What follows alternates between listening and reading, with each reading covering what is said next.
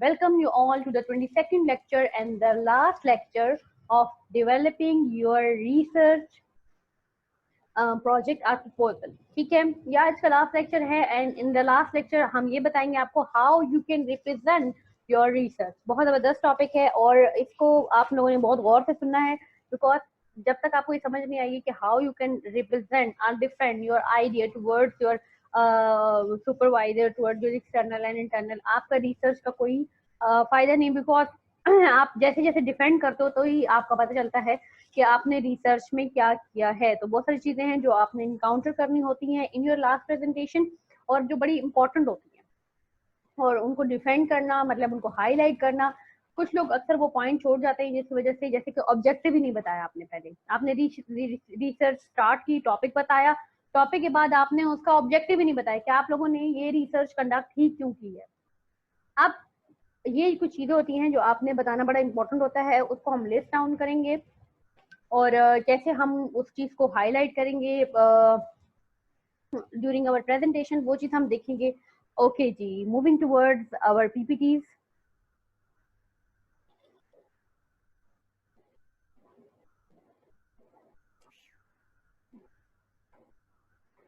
सो यहाँ पर हमारी इसको मैं स्लाइड शो पे कर देती हूँ. अब जैसे कि ये एक प्रेजेंटेशन है, आपने इसमें देख रहे होंगे कि इसमें डिजाइन इंसर्ट किया गया है, एक हाईलाइट किया गया है आपका टॉपिक, जैसे डेवलपिंग योर रिसर्च प्रोजेक्ट और प्रपोजल. ये एक फर्स्ट स्टेज है कि आप बता रहे हैं कि आप किस बारे में बात करने जा रहे हैं. फॉर एग्जांपल मैं एग्जांपल ले रही हूँ आपको, जैसे कि एक टॉपिक है. ओके नाउ आज का आपने देखना है कि आप अपना रिसर्च की प्रेजेंटेशन कैसे बना सकते हैं. द मोस्ट इम्पॉर्टेंट थिंग, जब आप स्टार्ट करते हैं, जब आप बनाना स्टार्ट करते हैं अपनी research, writing up research is only one method of sharing your finding. Presenting your research and conclusion right drawn from it is another important method for disseminating your finding. मतलब आपको अपनी रिसर्च की finding को क्या करना होता है, represent करना होता है. That is an more important. देखिए, आप मेथोडोलॉजी में लिखते हैं, काम करते हैं, वो एक अनदर थिंग है, बट आपने उस चीज को डिफाइन करना है, सामने रिप्रेजेंट करना है और अच्छे से रिप्रेजेंट करना है, ताकि सामने वाला डिफेंडर, मतलब आप एक डिफेंडर हैं, आपको डिफेंड करना है अपने टॉपिक को. तो सामने वाला कौन है, एक्सटर्नल है या इंटरनल है, आपके सुपरवाइजर हैं, उनको आपने बताना है कि एविडेंस के थ्रू कि आपने क्या जो भी फाइंडिंग की है वो एक प्रूफ है, वो एविडेंस बेस्ड है, वो डेवलप्ड है. अच्छा, 4 चीजें हैं जो आपने हमेशा रखनी है. Preparing your presentation, structure your presentation, practice करनी है और डिलीवर करना है.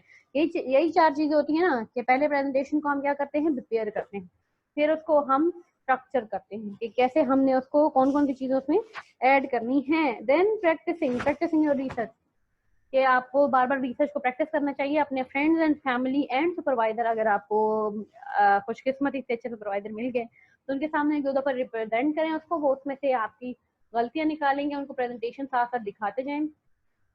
एट दी एंड 1 मंथ जरूर रखें, मतलब जैसे ही आपके थीसिस कंप्लीट होने उसमें 1 मंथ रखें और प्रेजेंटेशन तैयार करें, बार बार उसको प्रेजेंट करें, उसमें से फाइंडिंग देखें, क्या क्या गैप फाइंड होते हैं, जो आपने काम नहीं किया वो कंप्लीट करें. सुपरवाइजर के सामने उसको कहें कि हम जी सर आपके सामने प्रेजेंट करते हैं, ताकि एक्सटर्नल या इंटरनल के सामने जो है इस चीज को हम बेटर वे में प्रेजेंट कर सकें. ये बहुत अच्छी खुशकिस्मत होती है if you find a good supervisor. Delivering at the last step, deliver करते हैं. अच्छा, कुछ चीजें हैं. Bearing this in mind, the prospect of your presentation in mind. कुछ चीजें हैं मैं आपके साथ शेयर करूंगी जो प्रेजेंटेशन में देखें बहुत जरूरी होता है while focusing on your presentation. Important चीज है, describe a situation when you saw somebody present really well. देखिए, आप प्रेजेंटेशन करना चाहते हैं बट आपको आइडिया नहीं है कि how I can present my presentation. तो आपने क्या करना है, आपने ये करना है कि आपने कुछ प्रेजेंटेशंस देखनी है, कुछ अपनी फ्रेंड्स की, कुछ अपने फेलोज की, किसी की भी प्रेजेंटेशन या इंटरनेट पर प्रेजेंटेशंस देखें और आप सोचें कि अच्छा ये जो प्रेजेंटर है वो बड़ा जबरदस्त प्रेजेंटर है, मैं इसकी प्रेजेंटेशंस देखूं तो मुझे कुछ आइडिया हो कि अच्छी प्रेजेंटेशन में बॉडी लैंग्वेज कैसे होनी चाहिए, जेस्चर्स कैसे मैं प्रेजेंट करूंगा. ठीक है, list down the characteristic of those presentation that you have really enjoyed and found most useful. अब आपने क्या करना है कि अपने पास वो प्रेजेंटेशंस क्या कर लेनी है, सेव कर लेनी है. ठीक है, और आपने उसको बार बार रिपीट में देखना है, बॉडी लैंग्वेज देखें, एक्सप्लेन करने का तरीका देखें, आइडियाज देखें, list down the characteristic representation you have board are confused of. अब आपने ऐसी चीजें लिखनी है, फॉर एग्जांपल जब हम प्रेजेंटेशन तैयार कर लेते हैं तो हम उसको बार बार पढ़ना बड़ा जरूरी होता है। कुछ वर्ड होते हैं जिनकी प्रेजेंटेशन बड़ा, जिनकी मतलब एक्सप्लेनेशन हम चाहते हैं कि हमारे पास आए। हमें फॉर एग्जांपल हमें ये डर होता है या हमें ये माइंड में आता है कि अच्छा ये चीज मुझे नहीं पता, तो मुझसे अगर जो उसको एक्सटर्नल इंटरनल सुपरवाइजर है वो पूछ लेते हैं तो मुझे उसका मीनिंग पता होना चाहिए।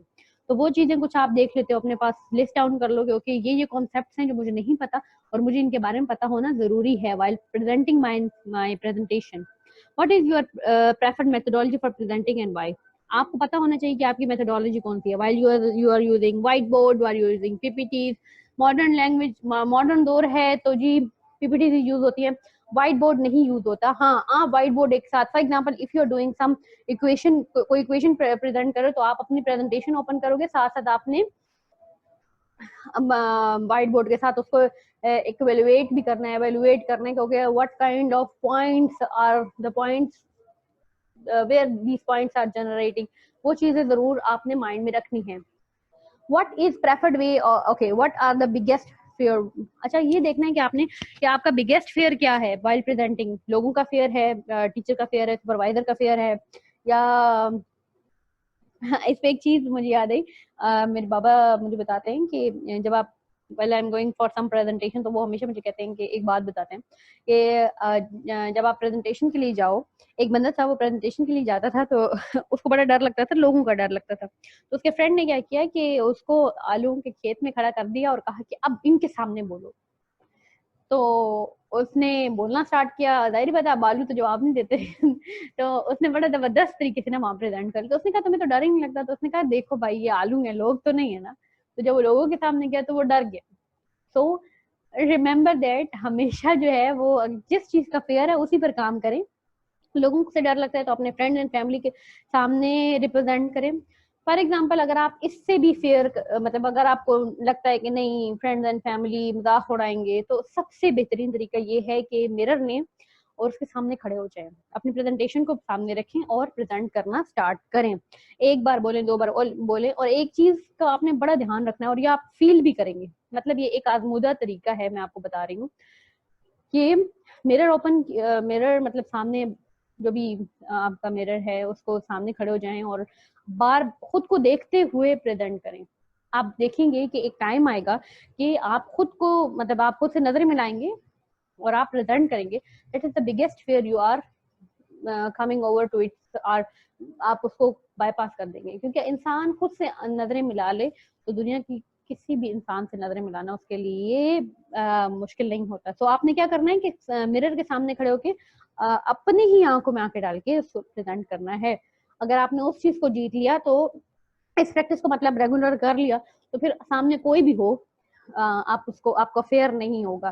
तो एक चीज याद रखें कि अगर आपको सुपरवाइजर से डर लगता है तो ये आपने क्या करना है, सुपरवाइजर को कहना है कि सर मेरी प्रेजेंटेशन ले ले क्या होता है कि अगर आपको किसी भी चीज से डर लगता है तो फेयर को ओवरकम कम करने का एक ही तरीका है कि उसके अंदर जाकर उसको हराया जा सके। फॉर एग्जाम्पल किसी को ऊंचाई से डर लगता है तो उसको एक दफा जरूर किसी टॉप की बिल्डिंग से छलांग नहीं मारनी चाहिए, बट एक टॉप की बिल्डिंग पर जाकर खड़े जरूर होना चाहिए और देखना चाहिए कि इतनी गहराई नहीं है, ये डर किसी काम का नहीं है। पानी से डर लगता है तो एक दफा स्विमिंग ट्राई कर लें, बट किसी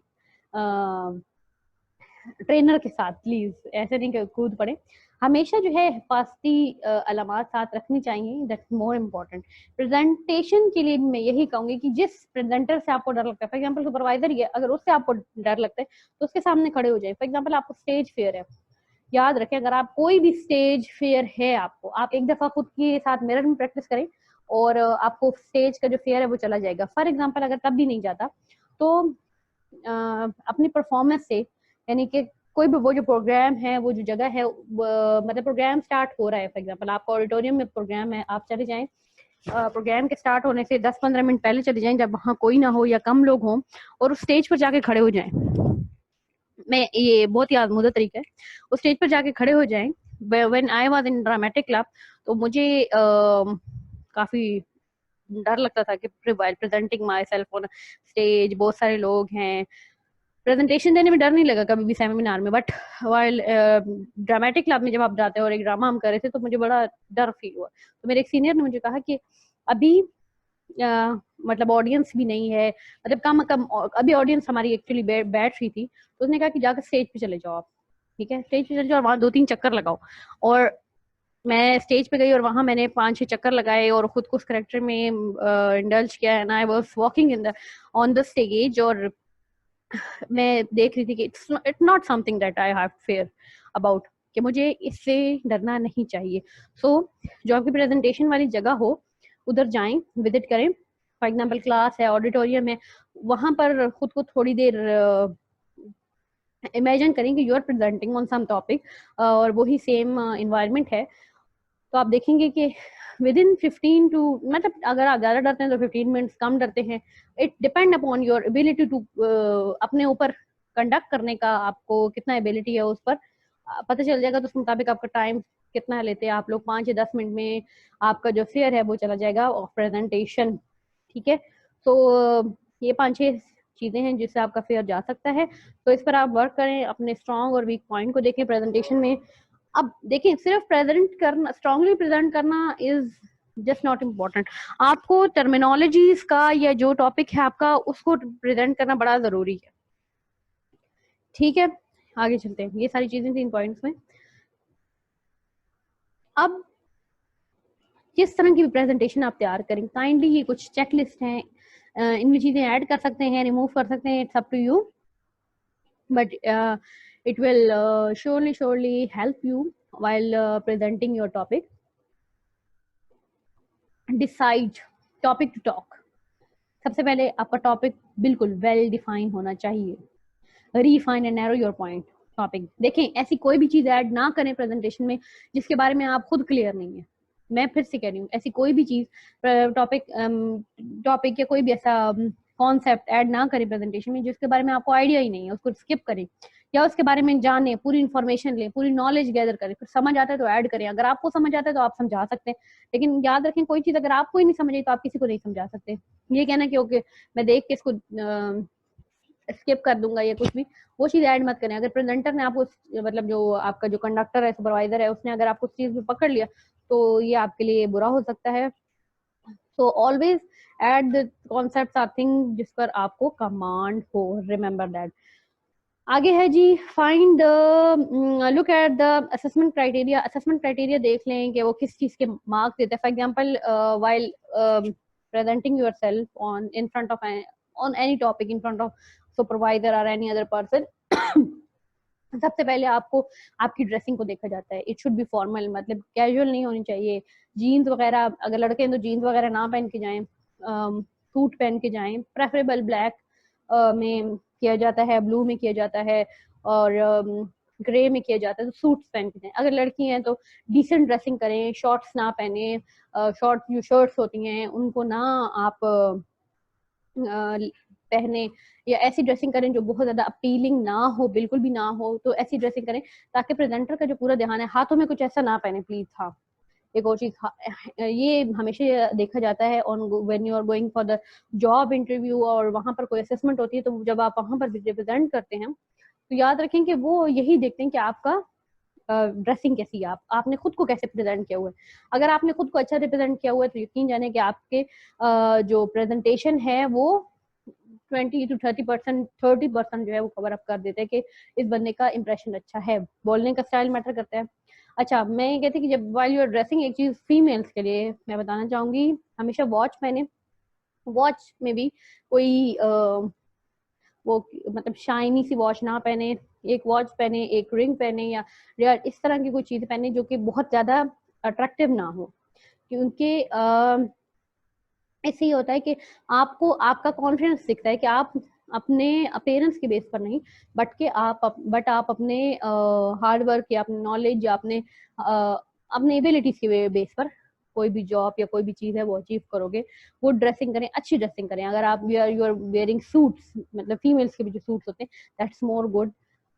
और बट एलिगेंट रहें, कोई ऐसा कलर ना पहने जो कि आंखों में चुभ रहा हो, मतलब अच्छा ना प्रेजेंट करो। लाइट कलर, डार्क में जो डार्क कलर्स होते हैं उसमें ब्लू पहने और ग्रे की तरफ जाएं, तो लाइक लाइट मरून टाइप से जाए, बहुत येलो सा पहन के ना जाएं कि वो क्योंकि आइस पर जो है इसका बुरा इफेक्ट पड़ता है। ग्रीन पहन के जाएं, दैट विल बी, ये एक साइकोलॉजिकल फैक्ट है actually while you are going towards presentation, ठीक है। और आपके shoes, shoes the most important thing for the male, shoes जो है वो पॉलिश होना चाहिए। फॉर द फीमेल भी ऑब्वियसली, अगर आप ब्लैक पहन रहे हो या किसी भी कलर में पहन रहे हो तो शू शुड बी पॉलिश, क्लीन होने चाहिए आपका शू। टाई, अगर बॉय में है तो बॉयज पहनते हैं टाई पहनते हैं, तो उसमें वो डिफरेंट पैटर्न वाली टाई नहीं होनी चाहिए, वो सिंपल टाई होनी चाहिए। ये भविष्य याद रखें, ये आपकी जो पर्सनैलिटी है उसको बहुत इफेक्ट करता है। अगर आपने प्रिंट वाले टाई पहने तो वो इस चीज को नॉन सीरियसनेस में कंडक्ट करते हैं। Okay, find the venue of your talk, कहाँ आपने बात करनी है। अच्छा, अब आपने एक चीज देखनी है, विजुअल एड्स जरूर प्रिपेयर करें। विजुअल एड जैसे कि ये एक विजुअल प्रेजेंटेशन है और इसमें मैं अगर कार्टून वगैरह डिफरेंट वीडियोज ऐड करूं, मतलब बिकॉज मैं इसके साथ बोल रही हूँ तो मैं दूसरी वीडियोज ऐड नहीं करती, तो आप when you are presenting your thesis तो समहाउ आप वीडियोज ऐड कर सकते हैं।